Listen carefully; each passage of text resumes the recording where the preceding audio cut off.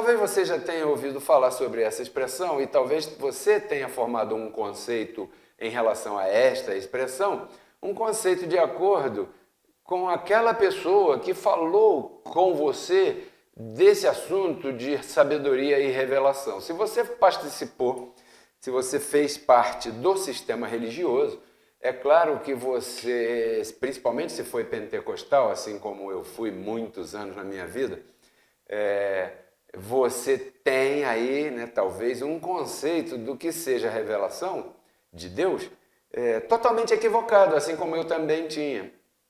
Então, eu gostaria que você me desse a oportunidade de te explicar, através dessa palestra, dessa ministração, o que vem a ser esse assunto. Em primeiro lugar, espírito de sabedoria e de revelação é um direito de todo filho de Deus. Eu vou ler para você aqui uma passagem que está em Efésios capítulo 1, né? Está aqui do ladinho na minha Bíblia, né? Aqui, Efésios capítulo 1, verso 16, o apóstolo Paulo, ele estava escrevendo a uma determinada igreja, como você sabe, e que é uma congregação, porque esse era o chamado, o trabalho do apóstolo Paulo. Assim como eu estou falando contigo, e esse é meu trabalho, essa é a minha profissão, essa é a minha dedicação, isso é o que eu sei fazer, esse foi o que Deus me chamou para fazer, assim como chamou o pintor para pintar um quadro, né, bem bonito e ficar famoso, né, e depois ser vendido muito caro, assim como ele chamou aquele jogador, aquele atleta, para ser aquele atleta tão bem sucedido que só aquele atleta é capaz de praticar aquele esporte e fazer aquela apresentação daquela maneira. Da mesma maneira, Deus me chamou para te apresentar a verdade do Evangelho e agora eu gostaria de compartilhar contigo umas verdades do Evangelho para que você pare e pense e que tua vida entre numa nova etapa de glória. Paulo estava escrevendo a um grupo, a uma determinada igreja, a um determinado povoado que havia crido na sua pregação. Então, ele diz assim, olha, eu tenho ouvido falar de vocês muito bem, porque o apóstolo Paulo, ele vivia viajando, né? Com certeza de primeira classe nos aviões da época. Não, peraí, senão alguns vão mudar de canal. Alguns tontos, nécios, vão mudar de canal aí. Não é isso. O apóstolo Paulo viajava com o melhor tipo de transporte que havia na época. Quando ele tinha que ir para um determinado lugar que era muito longe, ele ia de navio, né? Não existia avião, né? Então nem ninguém podia ser teletransportado ainda, como já estão quase inventando aí. Então ele estava num determinado lugar e ouvia falar daquele povo da região de Éfeso, que hoje a região de Éfeso, se você quiser situar, fica ali pelos moldes da Turquia. Ali era a região de Éfeso, né? Esmirna, toda aquela região ali. Muito bem. Então Paulo estava em outro lugar e alguém vinha para ele com uma reportagem, passava lá um WhatsApp para o apóstolo Paulo dizendo, olha, o pessoal de Éfeso dá um bom testemunho em relação à fé na graça de Deus. E Paulo escreveu essa carta dizendo, tenho ouvido falar da vossa fé e toda vez que me lembro de vocês, faço menção de vocês nas minhas orações. Quer dizer que Paulo, ele orava, Senhor, me ajuda a que esta palavra ilumine os olhos do entendimento daquelas pessoas que me ouviram, para que elas possam experimentar a grandeza do Evangelho, para que elas possam conhecer qual é o seu chamado, as riquezas insondáveis do Evangelho de Cristo. Tá, Senhor?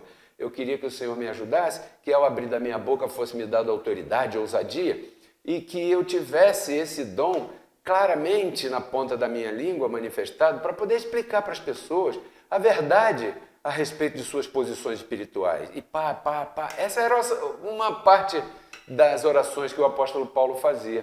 Então, se você pegar agora a tua Bíblia em Efésios capítulo 1 e ler do verso 16 em diante, e agora eu vou ler literalmente, eu estou com uma versão aqui muito antiga, de 1900 e pouco, né, de Reina Valera, uma versão em espanhol, e vou ler para você aqui em português, traduzindo assim, direto aqui. Estou lendo em espanhol e vou falando para você em português. O verso 16 diz assim, abre aspas, não cesso de dar graças por vocês, fazendo memória de vocês em minhas orações, para que o Deus, olha só o objetivo da oração do apóstolo Paulo, para que o Deus de nosso Senhor Jesus Cristo, o Pai de glória, vos dê espírito de sabedoria e de revelação. Ou seja, o apóstolo Paulo, ele não orava para aquele crente ganhar na loteria, para aquele crente ficar curado daquele câncer, para que aquele crente... Não, peraí.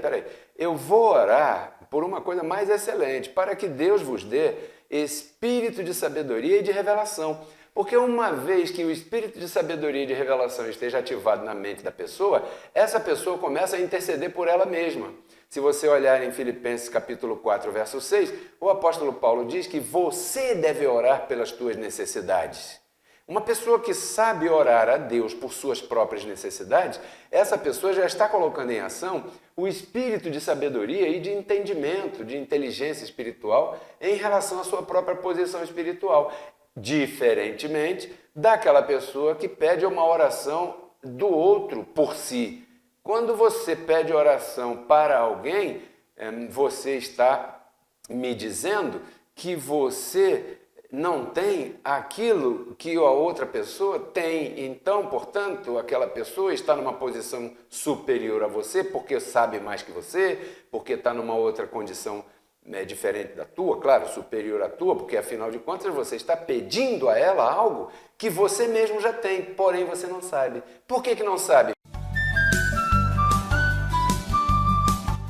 Porque Cristo na cruz não transformou a nossa carne, né? Ele resgatou o nosso espírito.